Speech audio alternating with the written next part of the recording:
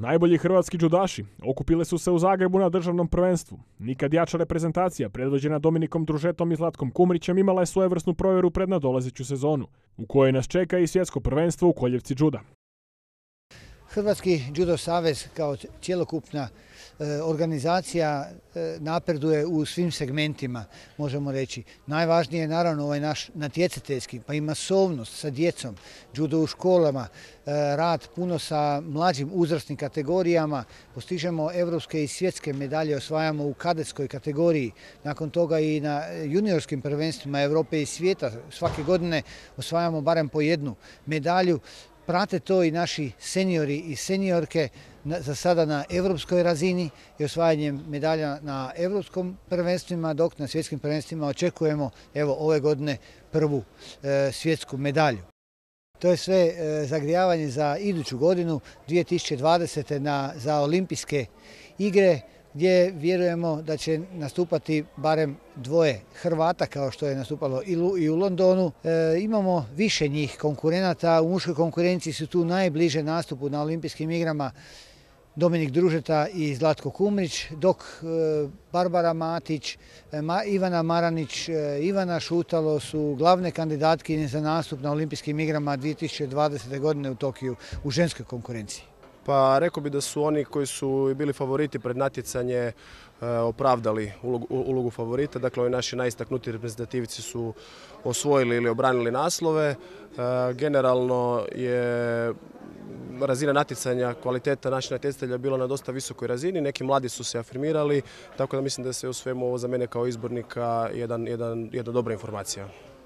Pa u usporedbi sa nekim velesilama mi nemamo toliko široku bazu kao oni, tako da mi moramo izvući maksimalni potencijal od naših reprezentativaca i u tom smislu mi teško da se možemo nositi na ekipnom planu, nemamo široku reprezentaciju, ali oni natjecatelji koji su na toj razini, nema ih puno, ali oni su definitivno pokazali da su ravnopravni sa svjetskom konkurencijom koja je žestoka. Evo, ovo meni 5. titula kao prvak države u seniorima. Ovo mi je prva medalja nakon što sam se povrijedio i što sam se vratio od operacije koljena. Državno prvenstvo nam je dobar pokazatelj da možemo dalje van. Meni osobno je bio izazov danas kako se dugo nisam borio i nikako da krenem sa nekim pobjedama, tako da mi je ovo danas značilo da pobjedim i da mogu nastaviti vani isto s pobjedama. Osjećaj se vratio, napokon mogu reći da nakon operacije radim kao što sam radio i prije. Taj osjećaj u borbi mi je trebao da osjetim taj pritisak i drukčije nego na treningu i sad mogu reći da je to napokon dobro i da mogu dalje u olimpijske kvalifikacije. Vratio sam se nakon ozljede, ovo mi je 3. turnir i dobro se osjećam. Tel Aviv sam malo zakaza, onda je Pariz bio dobar i sad se nastavija niz. Imamo Marakeš Grand Prix za 3 tjedna i vidit ćemo hoće li se i tamo nastaviti. Ja se nadam da hoće, a sad ćemo vidjeti. Osjećaj mi se vratija, bila je ozljeda kolina tamo od 9. mjeseca, pa smo to sanirali uz naš tim doktora i tako to podršku iz saveza, pa to sve skupa lakše ide. I sad sam se vratio i sad je na nama, odnosno na meni da pokaže na tatamiju to što smo radili uz podršku saveza i svega i vatamo olimpijadu, to jest olimpijske igre u Tokiju. Dobro, sad imamo europsko, pa svjetsko i tako to, ali u principu Tokio nam je prioritet, nam je to, sve ide prema tome.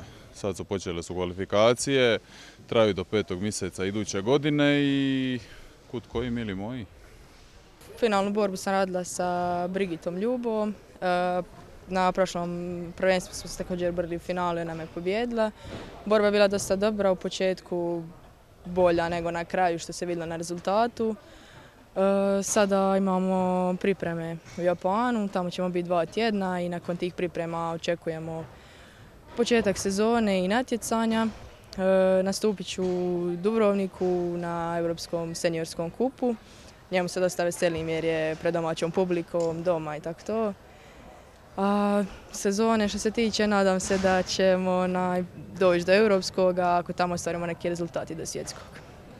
Hrvatski judo savez se dokazao kao i sjajan organizator velikih svjetskih priredbi, pa tako i ove godine u 7. mjesecu imamo Grand Prix u Zagrebu, u 3. mjesecu nas očekuje Europski kup za kadete i kadetkinje, a organizira Hrvatski judo savez i Olympic Training Camp u Poreču u sklopu judo festivala, gdje se održava i znanstvena konferencija o judu, Applicable Research in Judo, primijenjena istraživanja u judu, gdje će se po 5. puta, 5. edicija u suradnji sa Europskom judo unijom i Kineziološkim fakultetom Sveučilišta u Zagrebu, Hrvatskim judo savezom naravno održati i ta znanstveno stručni skup.